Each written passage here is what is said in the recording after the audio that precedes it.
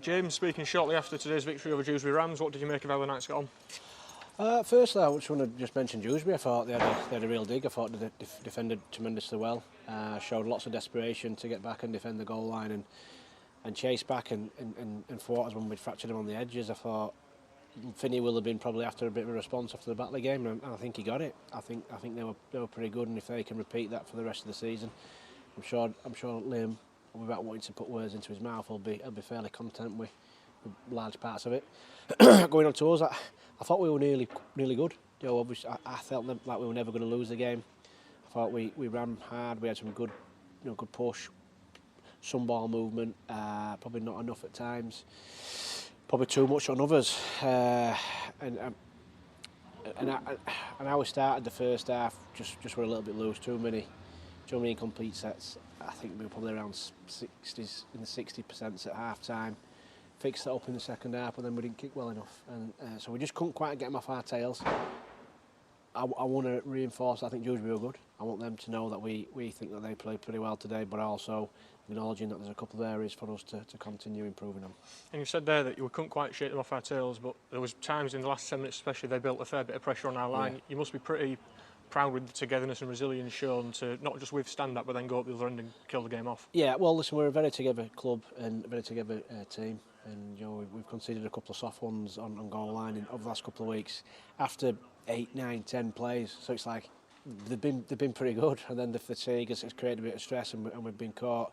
And today I thought Dewsbury threw a fair bit around the ruck on goal line, and I was pleased that they handled it, you know, consistently for when they needed to. And then, you know, on this field, you need to go forward with shape and push and challenge inside shoulders, because it's obviously a very small field. And when we did that, we rolled them and fractured them, and obviously Marsh's come up with, Stocky's come up with a great play towards the end, and Marsh just done what Marsh does and finished it off for us and finished the game off. And Marsh has been pretty key to the last 2 wins over Newcastle and against Dewsbury as well, and those back-to-back wins with performances that perhaps weren't as fluid as you want, moving towards solidifying that playoff spot, isn't it? It was about picking up a win, and it's about getting the wins to absolutely nail that playoff spot, and then finding some form and developing some younger players. But if you take one of anybody's best players out of their team, in any team in rugby league, not so much football because they have £100 million players sat on bench, you know, but in rugby league you generally don't have 2 Matty Marshes in your squad, or Leeds don't have 2 Harry Newmans in their squad right at this minute in time. They've got some with some potential, and we've got some with some potential. But when you lose one of your big players, it has an impact, and to get him back is a massive boost. And he's had some big involvements against Newcastle, and today it didn't all go his way, but he stayed strong and confident and backed himself and come up with a real big play for us at the end to seal the game.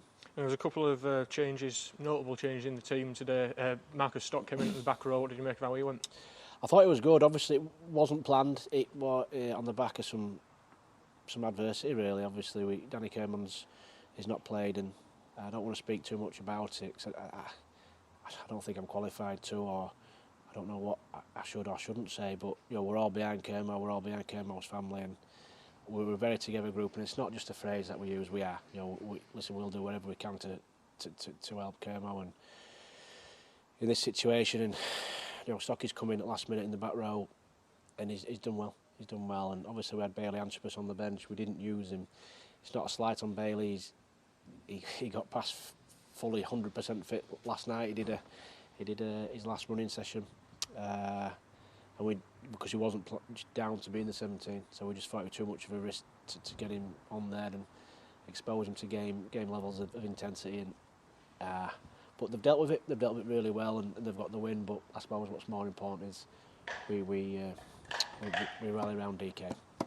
And Ata Hingano made his night's debut as well. He sort of changed the game when he came on, didn't he? He did. I thought he came on and looked really hard to handle. He's a very talented individual with his footwork and his physicality as well. And I liked the stress he caused on that left edge. You know, with some 4v4s, I thought it looked like the play we thought we'd signed. A couple of play fives, he put a little bit too much on 1 or 2, and that falls into the category I was talking about earlier, where if we make the tackle in the box and we get the ball back on the halfway line, probably but we put a little bit too much on them. They've got a 7 tackle set and we're defending our goal line. So a little bit to work on, but he does look like an absolute class act. And just away from the game here today, two nights loanees were at Rochdale. Brad and Myles both played and Wardy got a try. What's the thought process behind sending them out on loan at this stage of the season? To keep exposing them to first team rugby. We believe in them, in their potential. They've come a long way in a very short space of time. When they've been called on, they've done okay with areas to improve on. I don't think either one of them at the minute is quite where AJ Towse is. I think his improvement's been wonderful to see, and they're probably a little bit behind him in some areas. And what's key to him improving is finding them opportunities to play, giving him the feedback, working with them in training, and they will get some more opportunities here this year in the championship for sure.